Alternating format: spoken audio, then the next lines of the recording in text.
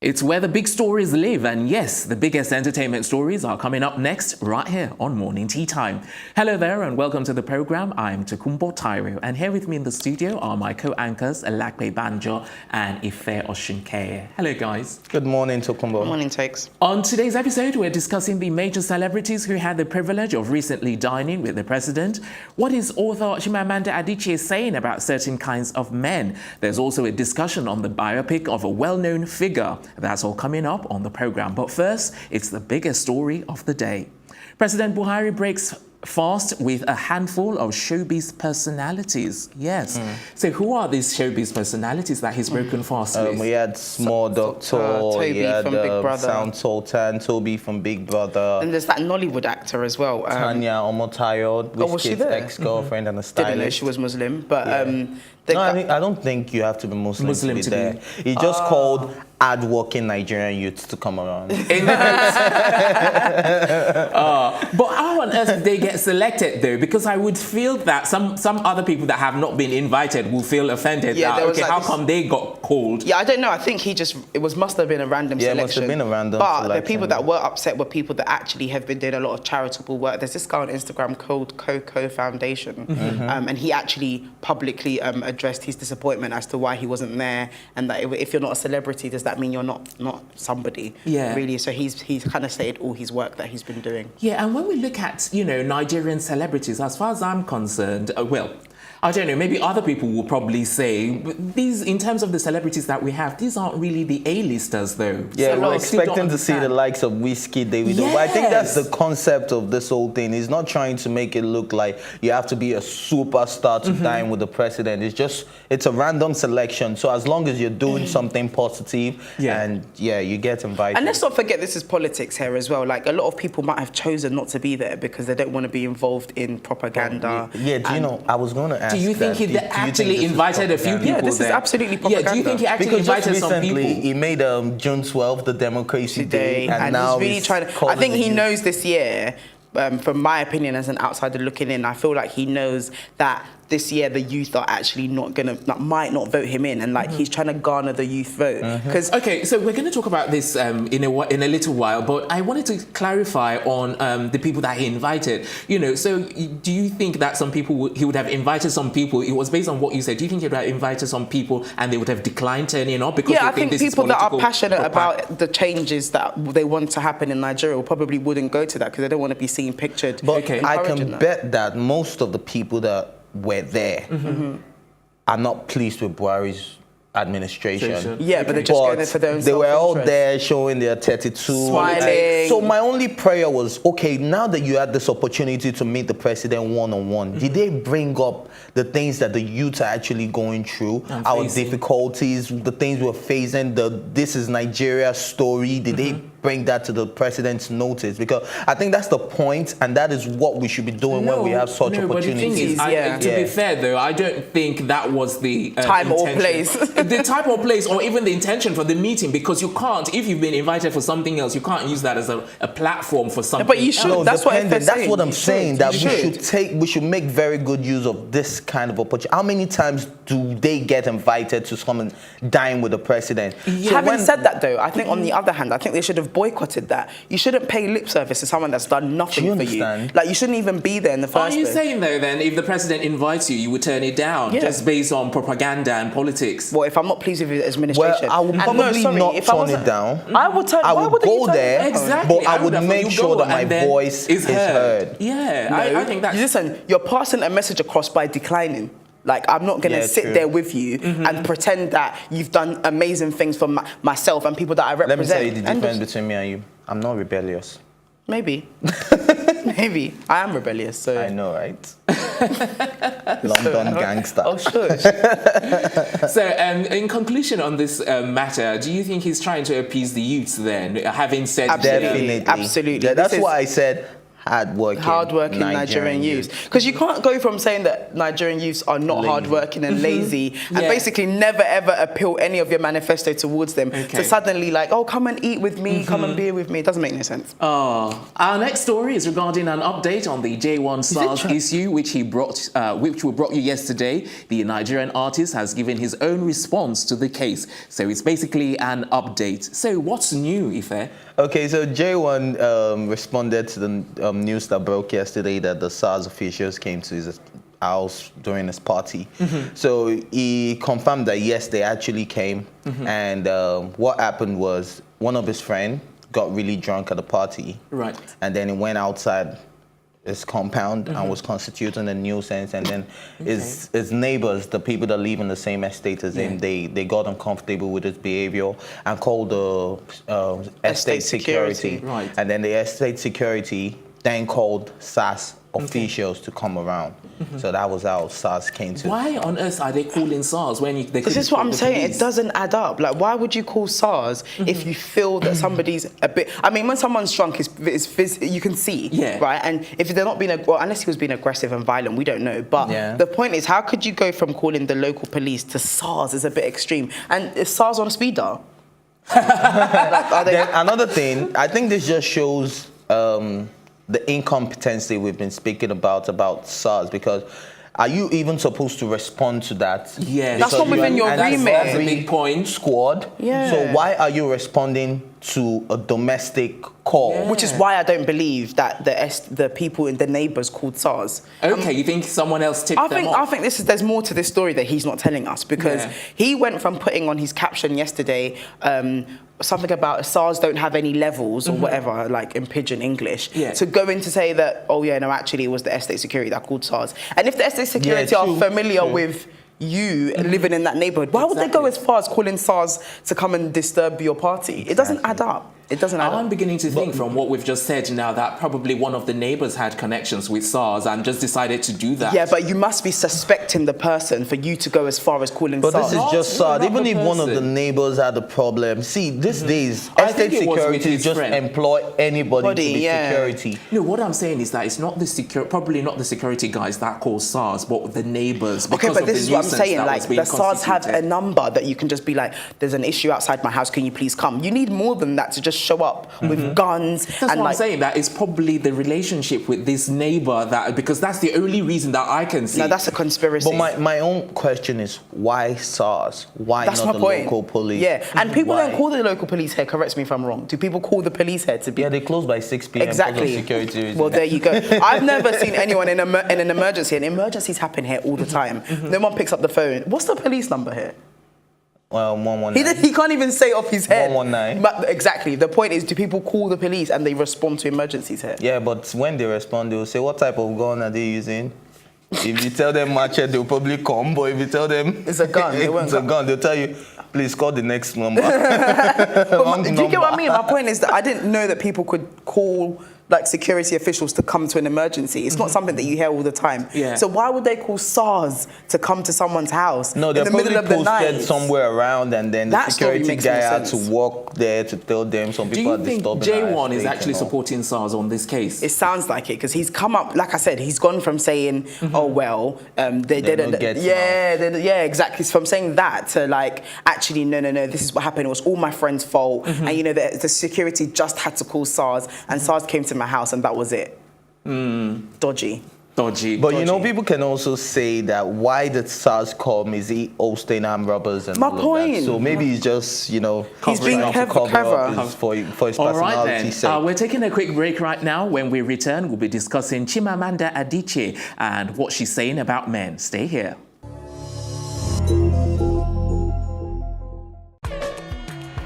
It is not yet over. The Get to Latin Millions promo is still on. 110 people have won up to 65 million naira already, and you can be one of them, as there is 31 million naira still available to be won. You stand a chance to become a millionaire. All you have to do is walk into a Fidelity Bank near you and open an account with 10,000 naira or pay in 10,000 naira to your already existing account, and you stand stand a chance to win 1 million, 2 million, and 3 million naira in the monthly draw. Draw your account to 50,000 naira and stand a chance to win up to 5 million naira. That's not all. Lots of consolation prizes like refrigerators and generators to be won. Rush now to the Fidelity Bank near you and start saving for a chance to become a millionaire in the Fidelity Get a Lot in Millions promo.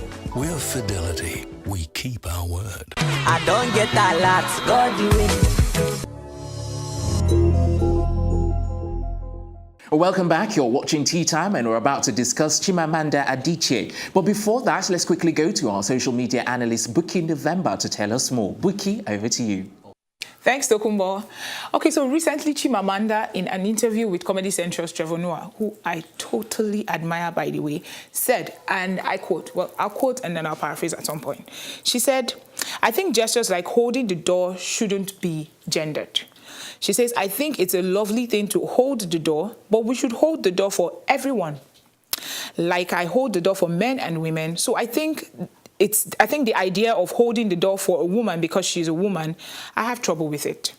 Then she goes on to say, I'm quite happy with people to hold the door for me, but I hope they are not doing it because of chivalry.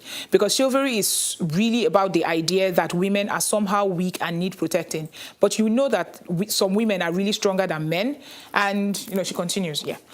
And then she also talked about, women and children, putting women and children in the same category and saying in case of, if you need to evacuate, probably because of some sort of natural disaster or something, you should actually take out the weak and then the people who are unwell first before you actually now refer to women and children. You don't even put women and children in the same category.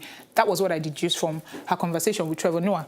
And now it's difficult not to actually agree with her. Me being a woman and also with the conversation around male and female equality, it's actually easy to just tilt on her side and say, oh yeah, I agree with her. But then let's go to the court of social media and see what people are actually saying about this interview. Now, Mojidelano at Mojidelano blog says, the only thing I have to say to Chimamanda's debate is this. I absolutely love it when a man opens the door for me. In fact, any man who does this, friend or lover, scores some major points with me because I regard it as being gentlemanly. Weakness doesn't come to play here at all. That's one. Secondly, at Roya also says, personally, I hold the door for anyone coming behind me, be it male or female. Not sure where Chimamanda got her view from, but no, I do not hold the door based on gender. I do it for all gender. And okay, one more comment. Ovie says, in the world of Chimamanda, if it's raining and you have an umbrella, but a lady you are doesn't have one, you really don't have to cover her or let her have it. Doing so makes the lady seem weaker, correct? So you see, there are mixed views here on social media. Some people do support her. Some people actually feel like, okay, yes, she nailed it, but then she didn't really talk about it the way they wanted to. And some others outrightly just do not support her. Well, this is the conversation online. I'm sure you have a lot to talk about, Tokumbo. Back to you. Thanks very much. We definitely have a lot to talk about. Thanks for that Chimamanda report. So, Lakme, let me start with you. You've been a woman. Let me start with you. Why did you start with me? Why you starting with me? Let me start with you. Well, what do you think about men who open doors for women? There's nothing wrong with it, but I also agree with her. I don't think there's anything wrong with me opening the door for you. Like, I open the door. I actually open the door for everyone. Like, it's just second nature to open the door for people that are behind me or leave the door open for the person And in a behind restaurant, me. would you pull up a chair for someone else? No, because everyone's capable of pulling out their own chair. Like, it shouldn't be like, oh, because I'm a woman, I can't grab my chair. Yeah. It's nice, don't get me wrong, it's flattering, but like, it's not something that has to be done. Like, it's not something that we should train young boys to do. I don't agree with that. Okay, Ife, what's your take on this? Well, I agree 100% with Chimamanda. Okay. And if people actually say chivalry is dead, then feminism is the murderer. Okay. Trust me. Okay. Now, the issue is... Did you come up with that by yourself? No, I read it somewhere. The issue is people tend to take that for granted, or they take it to the extreme. They feel like, oh, a guy has to open the door for you. But look, sometimes a woman should even be the one to open. Like if I have stuff, okay, we go to the supermarket, I'm carrying a load of stuff, and then you still want me to come and open the door for you, drop the stuff, come and open the door for you. Just because you're a guy? Because I'm a guy. No, sometimes you should do some certain things. You see a lot of things and you're like, oh, baby, let me get it from you. And then you also help me open the door. You know, it's But I feel like guys street. secretly agree with her. Like, as much as people will be like, no, she's too extreme and she's like an extreme feminist. But at the same I feel like time, guys secretly agree with her because he agrees with her. At the same time, I think women need to kick back, relax, and let them be treated like queens that they are. But that's contradictory. No, sometimes.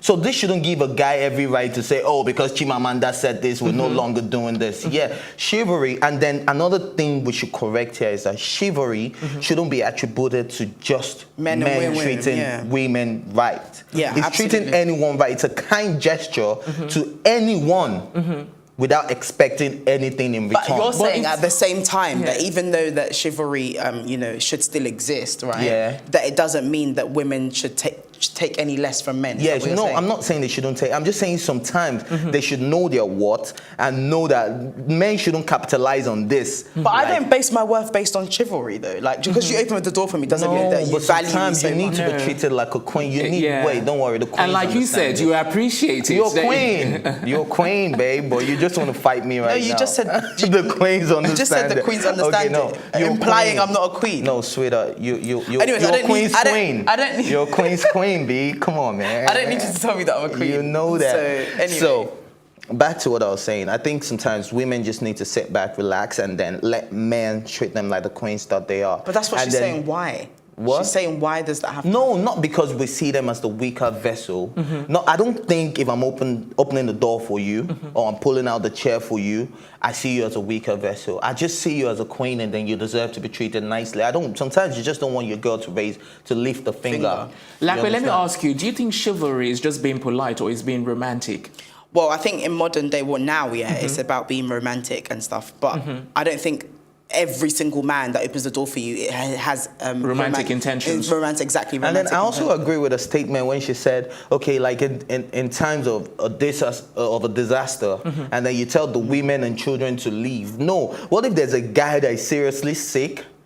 In there, then you say because it's a man. No, in terms of natural disaster. Do you know that statement, right? I was so like split down the middle with that because I agree and I disagree at the same time because I feel like yes, women and children, especially children, are the most vulnerable. They cannot fend for themselves, right? Yeah. In a disaster, right? And yes, they should be the #1 priority.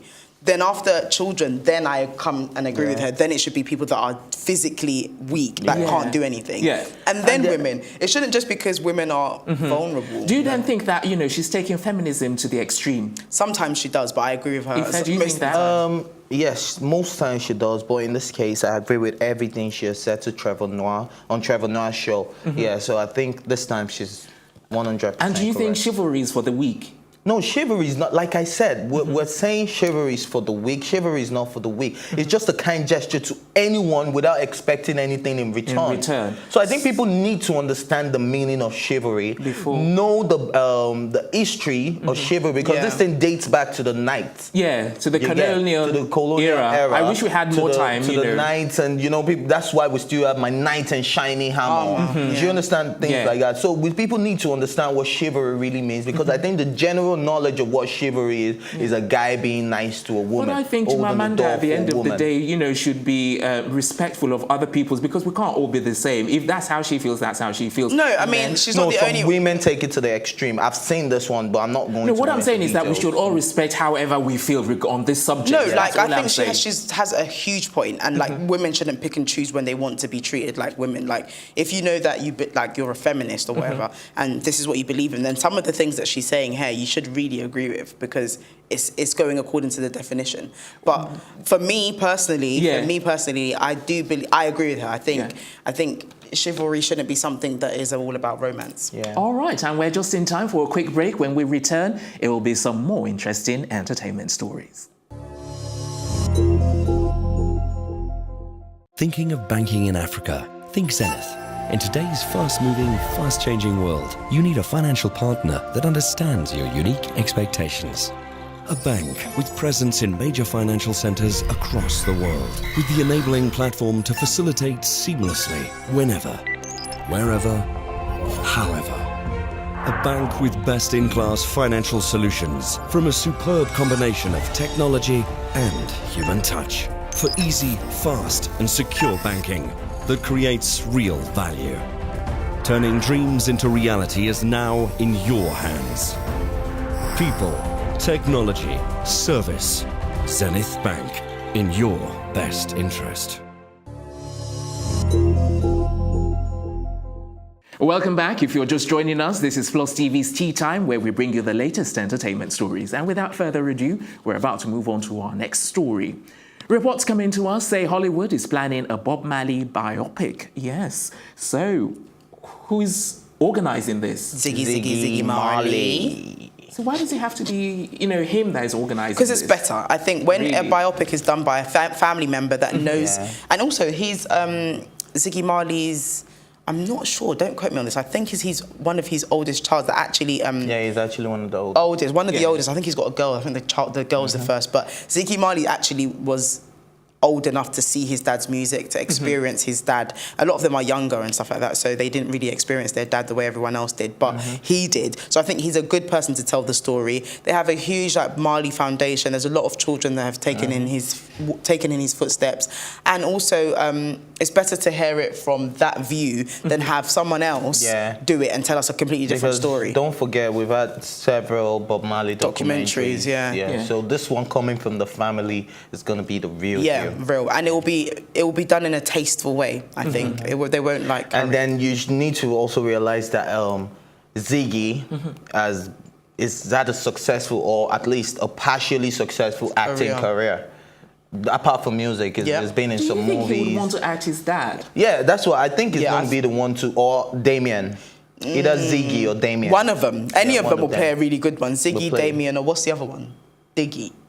No. There's another one. Ziggy, Damien, and someone. Stephen. Okay, but apart from family, is there anyone out there who you think might play a good part or a good role? Who's got really long dreadlocks? Dreadlocks. But the thing is, they use all this stuff, to cover it. So facially, trust me, if I was to choose, I'll choose from one of the kids, and it's probably going to be Damien or Ziggy himself. I think Mos Def will play a really good Bob Looking outside the family, one of the main actors already. No, I'm saying Mos Def will play a really good Bob Marley. Yeah, Mos Def won't be Paramount, get at me, I will cast Mos Def with nice dreadlocks. Also, Common will play a really good one as well. Yeah, Common, yeah. Him and if they finally make. When you said Mos Def, I was going to mention Common, then I told the girl, no, I don't think Common. He would, because he just get him dreadlocks. Dreadlocks, that's it. Are you sure? And then by the time they've done all of the, makeup and stuff, you'll be surprised. Oh, and Jay Electronica will play a good one as well. Oh, Jay Electronica will play a really good Bob Marley. Will make a very good Bob Marley. But no, let's scrap all of that. It should be Ziggy. It should be Ziggy or Damien. Yeah. It should be one of his kids. Now that Ziggy's kind of involved, do you think there'll be some kind of revelatory stuff like when we're talking about Whitney's biopic as well? And that's why I'm saying that it will be a tasteful representation, because it will be from the family. So yes, they'll tell the truth, but they might not tell us everything or the scandalous parts. Yeah, that's what I was going to say. Like, they would tell us the truth, but some parts would be fictitious because it wouldn't actually represent the truth, because they wouldn't want to paint their dad in a scandalous light. And also, he's doing it with Paramount Pictures, so I'm sure they'll do their research and their digging and show which parts they want to show and how. I'm sure they're going to try as much as possible to make it look as real and as original as possible. And also, we'll know what they didn't show us. We cannot defeated. We cannot take out the part that this is their family and they want their family to look good. So not everything negative about Bob Marley will come to light in this. No, it might. It's just how deep they go and how they show it. And that's it. And that's all it is. So, I mean, and we can also do our research. Bob Marley's been, he's... No, there's so many documentaries you can always... Yeah, we will know what parts they didn't leave in and what parts they took out. So, I mean... It's like the Biggie movie. Notorious. Notorious. There were a lot of things that were not said, yeah. And our final story is on the Beyonce and Jay-Z's twin brouhaha. But don't ask, because we'll talk about it right now. Yes. So what's this drama? Brouhaha, indeed. I'm just messing with him. How can you look at him like twins that? And they're brouhaha. And the people will probably be wondering, like, are those the names of the kids? Brew and haha. No, well, there's a whole scandal about. So they've just started their On the Run tour part 2, which is amazing. It's starting off in Cardiff, and you know, in typical Beyonce and Jay-Z style, they have a huge entrance, and part of the entrance is showing us that they actually renewed their vows in their time that they've had in hiding, as they usually do. So we've seen the 2 images of Rumi and Sir and Rumi Carter being held by their parents at the wedding renewals, right? Then we later see Jay-Z and Beyonce in this kind of jungle picturesque scene holding both babies. With the caption, love is universal. Yeah, with the caption, love is universal. But now, apparently a rep from the Beyonce and Jay-Z camp has actually come out and said that, no, actually, these aren't the twins. They're prop babies. Which is beyond me, and it's quite bizarre that Jay-Z and Beyonce will hold a set of twins which aren't theirs, even though they've shown us the picture of the twins at the wedding vows. Why do you think they're doing that, though? Okay, keeping the thing the twins away from the public? It's rumored, I don't think it's true. You know, it's rumored that they lost the babies. Like, they were born prematurely, they lost the babies. And that's the reason why we haven't seen them in so long. In a year. Right, in almost a year. So it's been rumored that they lost the baby. So this coming out now and then telling us again that they are prop babies, does it not just add up? Crystallize the rumor that, or the speculation that these kids do not exist anymore? Do you see why I call it a brouhaha? Yeah, I understand. But this is just crazy because now we just didn't hear from a random person that a spokesperson that this are prop babies. We're hearing from. I think a lot of confirmation still needs to be done because it just doesn't add up. And the really sad thing is we will never find out because it's Beyonce and Jay-Z. And then it's just my opinion, though. Same way we didn't find out what happened in the elevator. Exactly. We never find out. All right. But this just slowly died down. My opinion. When they were renewing their vows and they showed us the picture of that and the babies were there, those babies look photoshopped into that picture. Am I the only one saying that? Do you know what? I'm going to have another look at it and, you should see that. But they don't, to me, I don't remember them looking photoshopped. Okay. In fact, Beyonce did release photos of them a month after they were born. But let me bring this up because I still don't understand. If let's say hypothetically, if the children, the twins did die, and if they didn't die, why does Beyonce always feel the need, or shall I say, you know, both of them, why do they feel the need to hide it if they're public figures? Because it's no one's business. Like, I'm so sorry. Yeah, the way they feel, they should say not hide it. Blue Ivy got a lot of unnecessary attention for a child. And so maybe they're just trying to avoid that. Yeah, a lot of negative attention as it was so unnecessary. for a child. So maybe they're just trying to avoid. They learned from their first child and then they're just keeping their twins out of the limelight for now. Maybe to when they're old enough to handle situations themselves. But they won't. I don't think it's right to put your child in that position because you're a celebrity. And some parents, even celebrity or no celebrity, some parents choose not to show us their kids at all. I mean, now you've got the whole issue on social media where people actually put like a massive emoji over their child's face. And like just show us the baby. Well, I think there was maybe it was in Nigeria, and then after she showed us the pregnancy, performed the pregnancy, and then they are saying the children that I want you to shave. Yeah, like no, it's true though, because people pick and choose whether or not they want to show us their baby. So I mean, it's really up to them. Yeah, unfortunately, that's all we've got time for on this episode of Tea Time. Join us later this afternoon for another interesting edition of the program. For more entertainment stories, log on to Plus TV Africa /entertainment. My thank yous go to my co-anchors and the entire production team. And until next time, I'm Tokunbo Tyro.